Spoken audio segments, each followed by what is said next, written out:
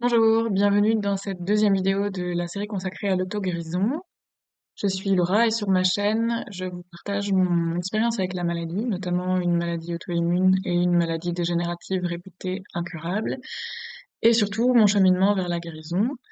Et dans ce cadre-là, aujourd'hui, je voudrais vous partager mes apprentissages et réflexions autour du système nerveux, plus précisément de sa régulation et donc de la gestion du stress. J'ai longtemps ignoré cet aspect nerveux et émotionnel, mais depuis que je creuse cette piste, je vois des améliorations significatives dans mon état de santé, même s'il y a encore des hauts et des bas. Ça a vraiment fait la différence. Comme je le disais pendant la première ou la deuxième vidéo, je ne sais plus. J'ai d'abord jeté mon dévolu sur l'alimentation et le fait est qu'on peut avoir l'alimentation la plus parfaite et la plus adaptée à son profil biochimique. Si le système nerveux n'est pas en capacité de la digérer, on perd un peu son temps. Alors évidemment, c'est toujours mieux, mais on ne peut pas en tirer tous les bienfaits. Donc voilà, le thème du jour, le, le- la gestion du stress euh, ou la capacité à revenir en sécurité. C'est une des deux conditions que je citais dans la première vidéo concernant la capacité du corps à se régénérer naturellement quand on lui en laisse la possibilité. Et il me semble que le terme stress est utilisé à tort et à travers et que finalement, il n'y a pas de réelles solutions qui sont offertes. On lui met beaucoup sur le dos. Et ce qu'il faut comprendre, c'est que le stress n'est pas l'ennemi, c'est une réaction d'adaptation du corps. Ce qui est problématique, c'est quand il devient chronique. Cette réponse de stress, elle est naturelle, elle est indispensable à la survie, mais elle est faite pour être ponctuelle. Euh, si on observe les animaux dans la nature, euh, des ruminants qui sont en train de brouter, par exemple, qui se font attaquer par un prédateur, il va y avoir un grand moment de panique, tout le monde va courir dans tous les sens, s'enfuir.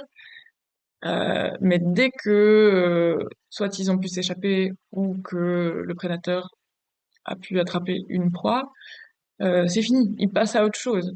Ils s'ébrouent, ils, ils secouent, ils évacuent cette énergie qui a été générée pour faire face au danger. Et puis on n'en parle plus. Chez nous, les humains, c'est un peu différent.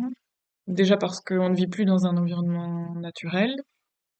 On est exposé à une variété, une diversité et un nombre de stresseurs qui est croissant et juste dingue. Euh, et que ça, pour l'instant, c'est comme ça. On vit dans le monde tel qu'il est. Et donc, c'est pour ça que ça me paraît vraiment fondamental et crucial d'augmenter notre capacité à faire face à ces stresseurs quand c'est possible ou à changer la vision qu'on en a. Je vais développer ça un peu plus tard. Euh, Parce que, en effet, le problème n'est pas le déclencheur, le stresseur lui-même, mais c'est notre capacité biologique à y faire face ou à agir euh, pour pouvoir résoudre ce stress. Et c'est pas toujours possible. Euh, Par exemple, au travail, si votre patron a un comportement un peu abusif, c'est pas toujours possible de lui dire en face ce que vous pensez. Et ça fait que la réaction de stress ne peut pas terminer son cycle et ça génère une activation constante. On apprend à vivre avec, c'est un peu le problème du stress chronique. Mais même si on ne s'en rend plus compte, le corps alloue des ressources Il est encore en train d'essayer de résoudre ce stress. Et évidemment que ça le fatigue et ça consomme des ressources. Aussi, on attribue souvent le stress à quelque chose de psychique, une charge mentale. Alors, évidemment, c'est un stresseur, mais il y en a plein d'autres. Il y a plein d'autres natures de stresseurs, comme le stress physique, le manque de sommeil, une blessure, une douleur chronique, aussi avec laquelle on a appris à vivre, dont on ne se rend plus vraiment compte, mais qui maintient un état d'activation dans le corps, typiquement des tensions de la nuque, de la mâchoire, qui entrave la mobilité de la tête. Et ça, pour le corps, c'est un souci parce que il se sent diminué dans sa capacité à percevoir le danger. Donc, c'est très inconscient tout ça, mais ça fait partie des choses qui nous maintiennent en état de vigilance constante. Il y a des stresseurs de nature chimique comme l'alimentation, une alimentation ultra transformée et ou même une alimentation saine mais inadaptée à sa biochimie. C'est une source de stress chronique parce qu'on mange plusieurs fois par jour. On est rarement euh, le tube digestif vide et le corps est obligé de traiter en priorité ce qui vient de l'extérieur, même s'il y aurait du boulot de nettoyage et de régénération à faire. On se lève le matin avec une quantité donnée d'énergie et le corps la dispatche. Enfin, le système nerveux, l'instinct somatique la dispatche comme il peut et il y a des priorités. Donc, je disais les stresseurs de nature chimique, l'alimentation, les toxines, l'alcool, le café, la pollution. Et encore une fois, par exemple, la pollution, ben ça, on peut pas faire grand-chose, par déménager, je sais pas, au Tibet. Et encore, j'en sais rien. Je dis ça complètement au pif. Euh, on peut pas faire grand-chose pour dépolluer l'air qu'on respire à l'heure actuelle. Mais par contre, on peut augmenter sa capacité physiologique à faire face à tous ces stresseurs. Et donc, ce qui est plus connu, bah, il y a les stresseurs de nature psychique, donc les pensées intrusives, notre capacité à anticiper des problèmes qui n'arriveront probablement jamais, les ruminations vis-à-vis de ce qu'on a vécu dans le passé. Tout ça, c'est des stress supplémentaires qu'on peut apprendre à gérer. Les émotions aussi, bah, elles font partie du processus de la réponse de stress. Mais quand on les entretient en les réprimant ou en les intellectualisant, elles maintiennent aussi un état d'activation constant. Et tous les stress de nature bah, relationnelle, sociétale, voilà, la pression sociale, les normes, les relations avec la hiérarchie, l'insécurité financière, les relations de couple. Enfin voilà, ça, je pense que c'est largement connu. Ce qui l'est moins, en revanche, c'est que ces stresseurs, fondamentalement, ils sont neutres. On va chacun y réagir différemment. Moi, par exemple, j'ai une grande tolérance au bruit.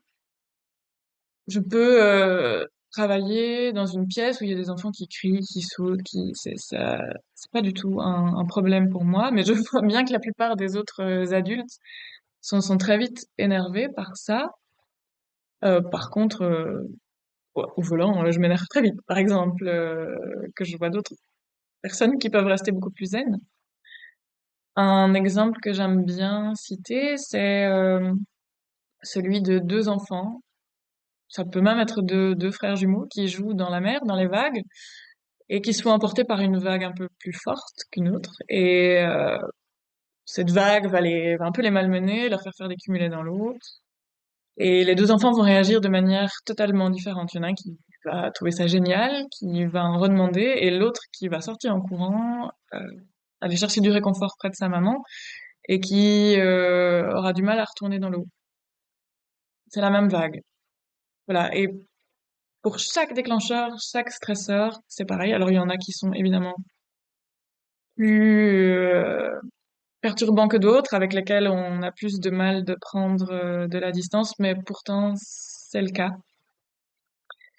Tout est subjectif. Le système nerveux ne réagit pas à la réalité, il réagit à ce qu'il croit être réel. Et ça, je vais le développer dans la prochaine vidéo qui sera consacrée aux croyances qui tiennent une place de choix dans nos réactions. Voilà, je me permets de consulter mes notes pour essayer de rester dans le cadre de ce que j'avais préparé. Petite précision encore, bah oui, donc en fait, ce qui nous déclenche, ce qui nous stresse, c'est souvent lié à des situations anciennes, à des rappels inconscients de dangers passés. Parce que ces perceptions, on les façonne pendant l'enfance. Alors après, à l'âge adulte, on peut les changer, mais ça demande vraiment une intention consciente. Ce dont on entend beaucoup parler aussi, ce sont les hormones, les fameuses hormones de stress et notamment le cortisol qu'on diabolise beaucoup. Il faut savoir que ces hormones, elles sont absolument vitales et qu'elles sont prévues pour connaître des pics qui sont ponctuels, mais qui sont indispensables pour qu'on soit fonctionnel. Sans cortisol, on se lèverait pas le matin. Alors voilà, peut-être que certains y verraient un avantage, mais voilà, ça n'empêche qu'on en a besoin pour se mettre en action, pour faire face au danger. C'est indispensable. Mais encore une fois, le problème, c'est quand c'est chronique, quand on n'arrive pas à sortir de cet état d'activation, on n'arrive pas à résoudre ce, ce danger, qu'il soit réel ou perçu. Alors le fait de constamment synthétiser du cortisol en réponse aux signaux de l'environnement, ça va dérégler tout, enfin, pas mal de choses, peut-être même tout. Euh, c'est comme avec l'insuline, il y a un phénomène d'accoutumance qui se met en place, donc les cellules, les récepteurs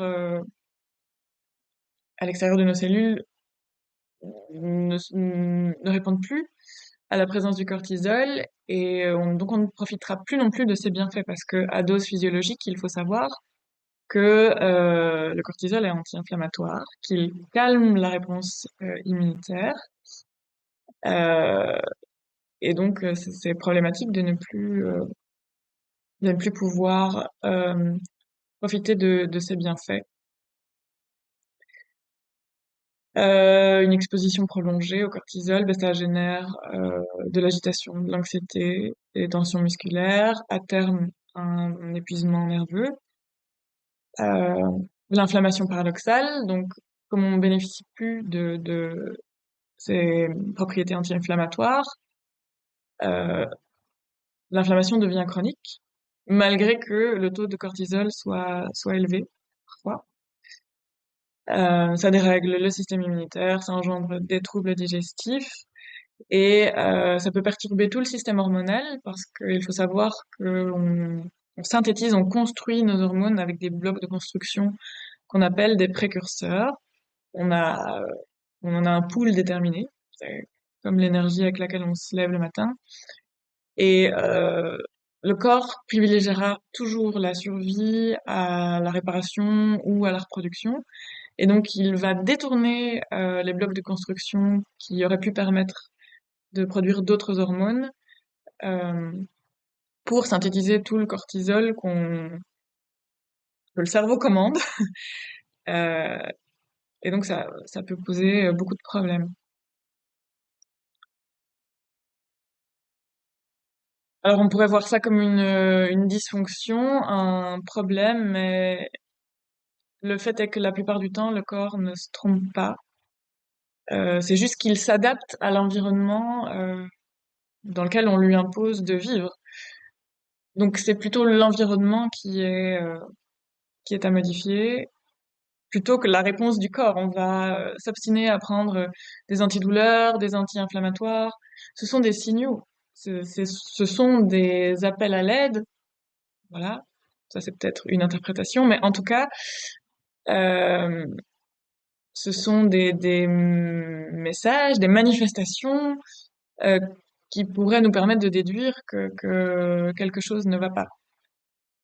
Euh, le mental, c'est à ça qu'il sert normalement. C'est à prendre les feedbacks du corps et si ceux-ci sont négatifs, enfin, j'aime pas le mot négatif, mais s'ils sont désagréables, euh, notre cortex, il est censé nous permettre de changer d'environnement, pas de réprimer d'inhiber la réponse du corps.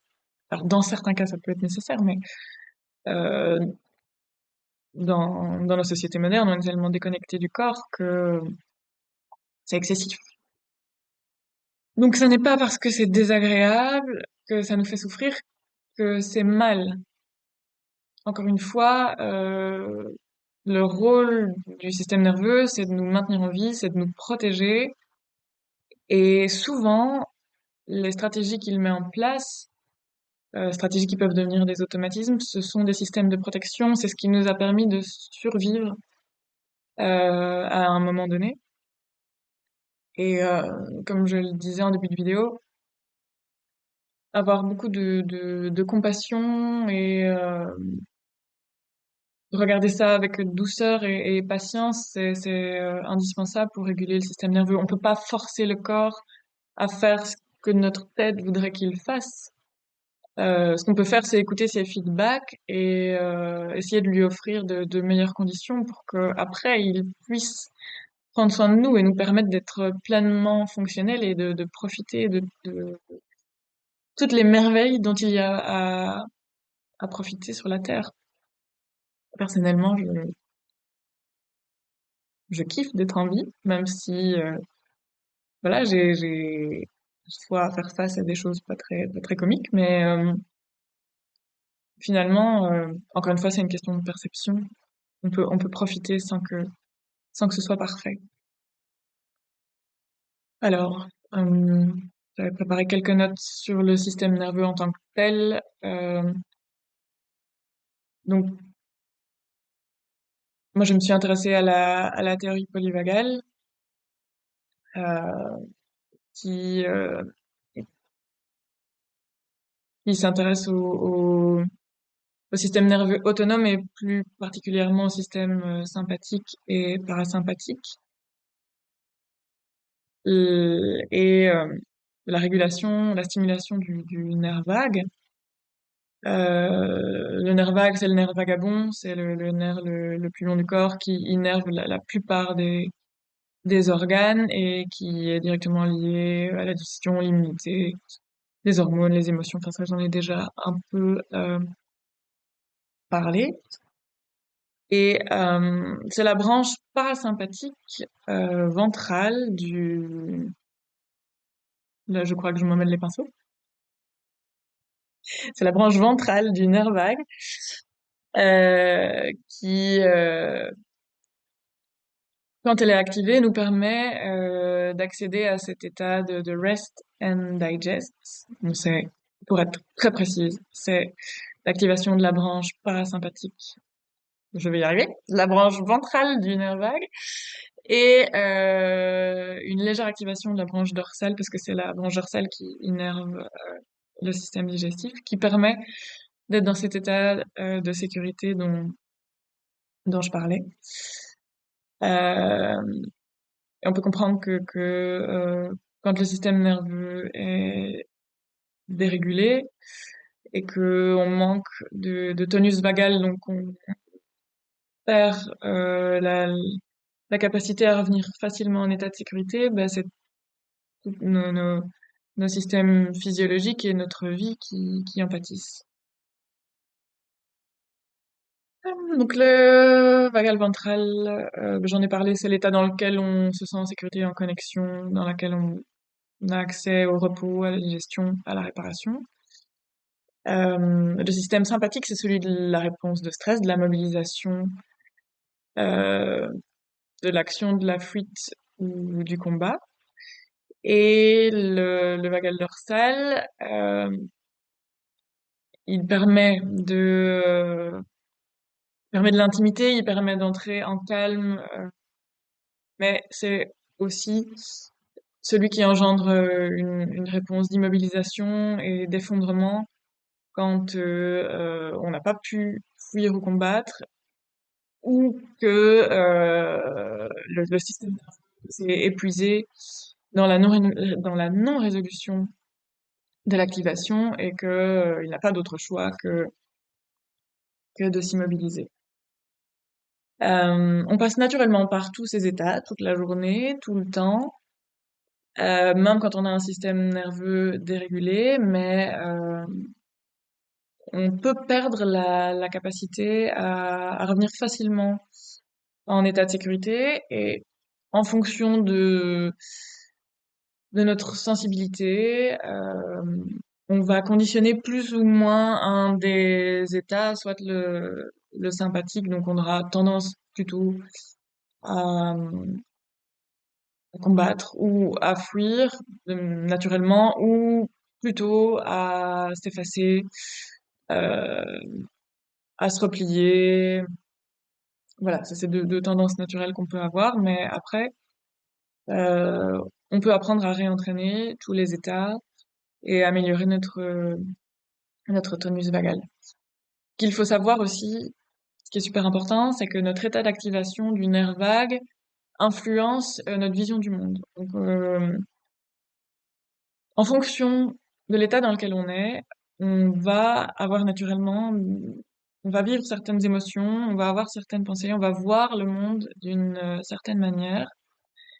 Et en fait, quand on est en sympathique ou en dorsal, donc quand on est en réponse de stress, quand on essaye de se forcer mentalement à avoir confiance en soi, à être positif, c'est David contre Goliath parce que le système nerveux autonome, le subconscient et l'inconscient euh, sont beaucoup plus puissants que notre partie consciente. Et donc, en fait, le meilleur moyen pour ressentir ces émotions positives et cette confiance, cette sécurité, c'est d'apprendre à reconnaître dans quel état on est et à recruter intentionnellement l'état de vagal ventral, donc de sécurité. Quand on a un système nerveux régulé, on a une vaste fenêtre de tolérance, c'est-à-dire une zone dans laquelle le système nerveux peut faire face à la vie sans se déréguler. Plus on subit donc ça je représente la fenêtre de tolérance entre mes mains, plus on subit du stress chronique ou traumatique, plus cette fenêtre, elle va rétrécir. Et quand on réagit très fort à des déclencheurs qui peuvent paraître insignifiants, c'est que on a tiré sur la corde. Enfin, c'est pas intentionnel, hein, mais c'est qu'on a beaucoup subi, enfin qu'on a subi beaucoup d'activations chroniques et que le système nerveux n'a plus de marge en fait. Un rien nous fait passer en hyperactivation, donc en sympathique, en combat, en fuite, ou en immobilisation, en repli, en déprime, en état de désespoir. Et ça, c'est vraiment le signe, si vous vivez ça, que votre système nerveux a probablement besoin d'un peu d'air. Et de nouveau, bah, reconnaître ces états et apprendre à revenir intentionnellement en état de sécurité, ben, ça permet de réélargir cette fenêtre de tolérance, de soulager le système nerveux et d'augmenter notre capacité à faire face au stress, ce dont je parlais, enfin ce qui me paraît crucial, en tout cas. Euh, je l'ai déjà abordé aussi, mais donc le problème n'est pas le stress, mais c'est vraiment le stress chronique qui pose problème. Entrer en réponse de stress et en sortir facilement dès que le danger est passé, c'est tout à fait sain. Il n'y a pas de souci.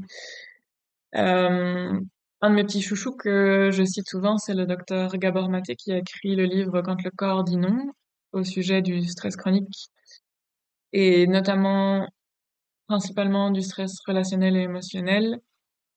Euh, lui est persuadé que c'est un terrain majeur de la maladie et de nouveau que c'est pas l'événement lui-même, pas la relation qui est problématique, mais l'impossibilité de se sentir en sécurité en restant soi-même.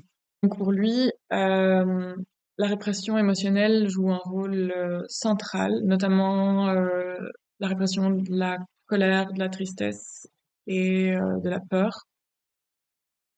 En société, on n'est pas à l'aise avec ces émotions et donc très tôt, on nous apprend, enfin, on ressent que exprimer ces émotions-là, euh, ça nous met en danger, que les retours des adultes qui s'occupent de nous sont pas ne nous envoie pas des signaux de sécurité. Et donc, on apprend à se taire, à se suradapter en devenant sage, gentil, fort, à dire oui quand on pense non, et à perdre petit à petit notre authenticité. C'est une stratégie de survie. Quand on est enfant, on n'a pas le choix. Mais le problème, c'est que ça mène à des comportements qui sont pas propices à la santé. Donc, on n'écoute plus nos signaux internes. On ne reconnaît pas nos limites, on ne les respecte même plus nous-mêmes, on se coupe complètement de nos besoins et ça c'est une source de stress énorme pour le système nerveux qui reste en état d'alerte permanente parce qu'il faut savoir que les émotions sont en fait le pendant du système immunitaire. Enfin pour le docteur Gabor Maté, les émotions et le système immunitaire c'est deux aspects d'une même chose et que les émotions nous permettent de déterminer ce qui est sain pour nous ou ce qui ne l'est pas, donc ce qui est compatible dans notre vie ou pas au niveau situationnel, relationnel. Alors on s'y fait à cette réponse de stress, comme je disais, il y a il y a une accoutumance aux hormones qui s'installent et on perd en tonus vagal, donc en capacité à revenir en état de sécurité. C'est un principe biologique. En anglais, ça s'appelle use it or lose it. Euh, on perd ce qu'on n'utilise pas. C'est valable aussi, petit aparté, pour le système digestif. Quand on restreint fort son alimentation, on finit par perdre la capacité à digérer certains aliments. On perd aussi les muscles qu'on n'entraîne pas. Enfin voilà, c'est vraiment un principe biologique. Alors même si on a peu de tonus vagal, si on est très dérégulé, on passe encore par tous les états, on vit encore tous les états, mais on les subit plus qu'autre chose. On s'habitue au stress, ça devient notre nouveau normal. Et pour certains d'entre nous, dont je fais partie, même s'arrêter, avoir une activité calme, ça devient inconfortable, ça devient activant parce on héberge l'idée, on a intégré l'idée que s'arrêter, c'est être paresseux ou ce genre de choses et que ça nous met en danger. Et donc, voilà, j'en reviens encore à la connexion avec le corps, avec les signaux. Quand on est fatigué, on n'a pas besoin d'un café, on a besoin de se reposer. Alors, j'en conviens, c'est pas toujours possible, mais déjà rien que la conscience de ça, euh, ça peut changer beaucoup de choses. Voilà. Et donc, aussi, ce qu'il faut savoir au sujet des hormones de stress, c'est que il faut plusieurs heures pour les métaboliser. Une fois qu'elles ont été synthétisées, et même si on est revenu au calme, il faut le temps qu'on les, que le foie les traite et qu'on les évacue. Et dans nos sociétés modernes, le souci, c'est qu'on n'a pas le temps de métaboliser les hormones d'une activation de stress, que on est réactivé par autre chose. Et donc, on finit par vivre en permanence avec ces hormones de stress en circulation et ça fait que on n'arrive jamais à, s- à réellement accéder à des états de calme. Alors, au sujet de la régulation, euh, il ne s'agit pas de supprimer le stress parce que je pense que je l'ai dit, je suis redondante, mais la réaction de stress elle est absolument vitale. Mais ce qu'on apprend à faire en régulant son système nerveux, c'est à revenir en sécurité. Et du coup, à élargir cette fameuse fenêtre de tolérance. Alors ça passe par le corps, c'est pas mental, c'est inconscient, c'est le corps qui capte des signaux. Ça, le corps est en avance sur le cerveau. Le corps capte les signaux avant même que on en ait conscience. Et donc c'est par lui qu'il faut passer pour se réguler. Les techniques qu'on donne souvent, c'est la respiration, le mouvement, le shaking, les balancements.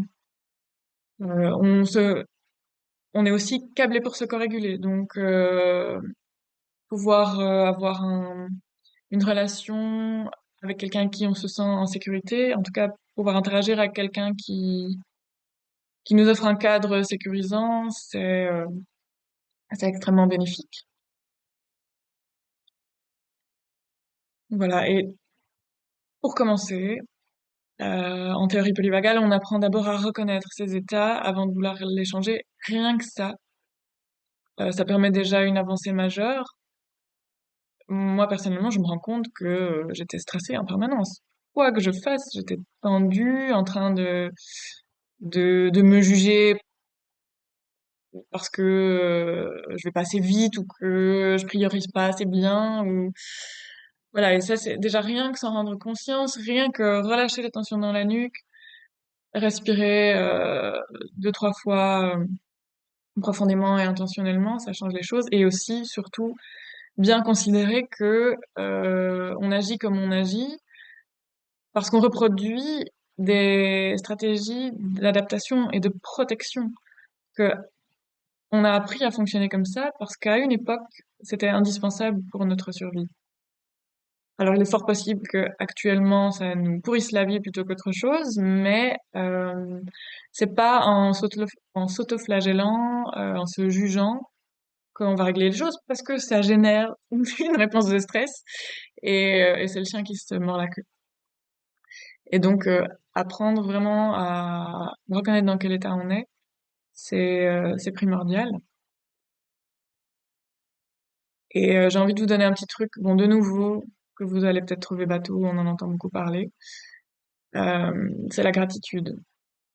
Ça permet de recruter assez facilement euh, un état de calme, même sans savoir exactement identifier si vous êtes en sympathique, en dorsal ou dans un état mixte.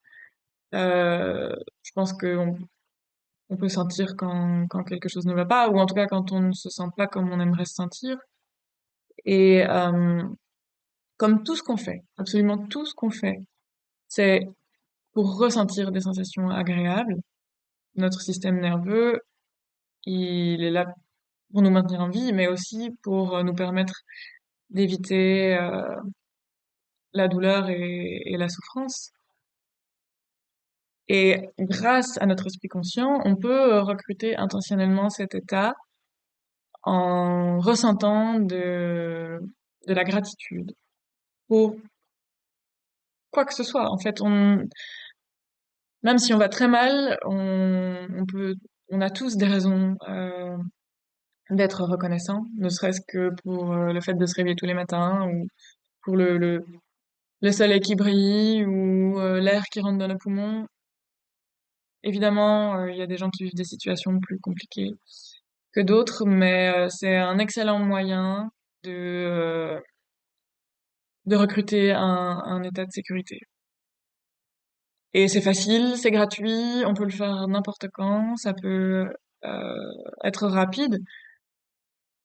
C'est très bien à faire le matin au réveil et le soir avant de s'endormir, parce que grâce aux ondes cérébrales de ces moments-là, on accède plus facilement au subconscient et que ça permet d'ancrer, ça permet un travail plus en profondeur, mais globalement, on peut faire ça n'importe quand. Alors c'est pas toujours facile si on a l'impression de pas avoir de raison d'être reconnaissant ou qu'on est très dérégulé, le mental va vite venir s'en mêler et nous donner des raisons de ne pas accéder réellement à une gratitude profonde. Euh, Ce qui est important aussi, c'est qu'il faut vraiment ressentir. Ça ne doit pas rester théorique. Comme je le disais, tout ce qu'on fait, on le fait pour ressentir des choses agréables et donc il faut vraiment